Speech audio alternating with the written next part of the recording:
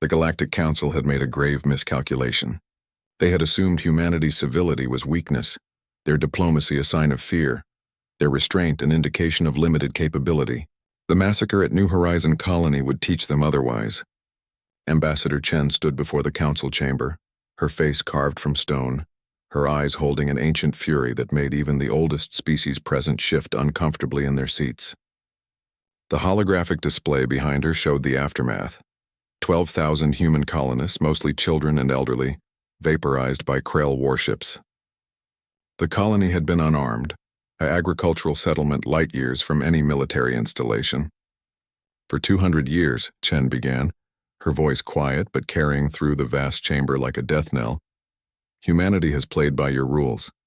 We've accepted your treaties, honored your customs, restrained our nature. We've been civilized. The Krell ambassador, his chitinous plates gleaming under the chamber lights, clicked his mandibles in what passed for laughter among his kind. Your species is soft, weak.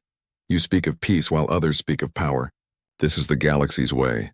The strong survive, the weak perish. Chen's lips curved into something that was not quite a smile. You don't understand. We weren't weak. We were being polite. She touched her tablet and new images flooded the displays. Historical archives from Earth.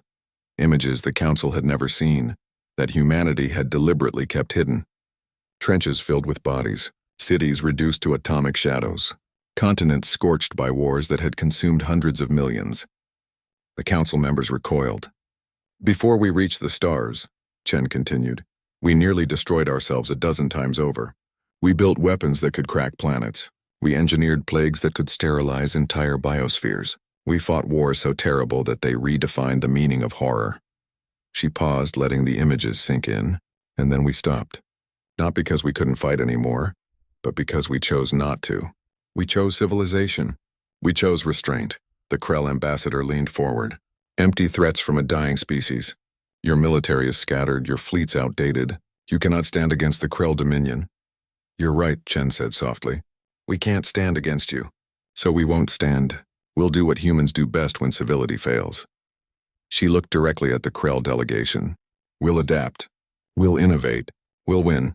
The transmission cut out before anyone could respond. 72 hours later, the Krell received humanity's formal response. It wasn't delivered through diplomatic channels. It was delivered through the wreckage of their forward fleet. 300 warships reduced to debris in a span of 6 minutes. No survivors. No warnings. Just silence where their armada had been. The weapon humanity deployed had no name in galactic standard. Humans called it the Reaper Protocol, a swarm of self-replicating nanomachines that could dismantle matter at the molecular level.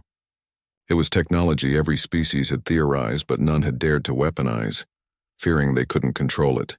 Humanity had solved that problem decades ago. They simply hadn't told anyone. The Council convened an emergency session, but humanity wasn't interested in talking anymore. The second message arrived as Krell colony worlds began going dark, their atmospheres systematically stripped away by invisible clouds of microscopic machines. The third message came when the Krell homeworld sun began exhibiting unusual electromagnetic fluctuations, humanity's subtle way of saying they could detonate it whenever they chose. This is Commander Sarah Morrison of the Terran Defense Initiative, the broadcast began.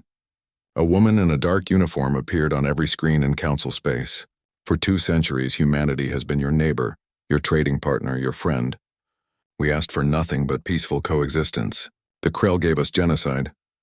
Behind her, holographic displays showed the full extent of Earth's hidden arsenal. Stellar manipulation technology, causality weapons that could erase targets from history, quantum displacement bombs, weaponized singularities, an entire catalog of nightmares humanity had built and then buried, hoping never to use them.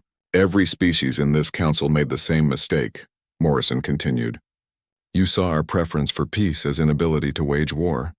You forgot that Earth is a death world, that we evolved as persistence predators, that our entire history is written in blood, that we climbed to the top of our food chain, not because we were the strongest or fastest, but because we never stopped, never gave up, never forgave. The images shifted to show human soldiers deploying across former Krell territories. They moved with a practiced efficiency that came from 10,000 years of warfare, utilizing tactics and strategies that made the Council's military observers physically ill. Humans didn't just defeat enemies, they systematically dismantled them, erasing every trace of their military capability with ruthless precision. The Krell wanted to see what humans looked like when we stopped being civilized, Morrison said, her expression devoid of mercy. Congratulations. You're looking at it. Within a month, the Krell Dominion ceased to exist. Not conquered, erased. Their military dissolved. Their government collapsed. Their territory occupied by human forces that showed no interest in negotiation or quarter. It was methodical, clinical, and absolutely terrifying to every species watching. The Galactic Council called for an immediate ceasefire, offering mediation, reparations, anything to make humanity stop. Ambassador Chen appeared once more before them, and this time no one laughed.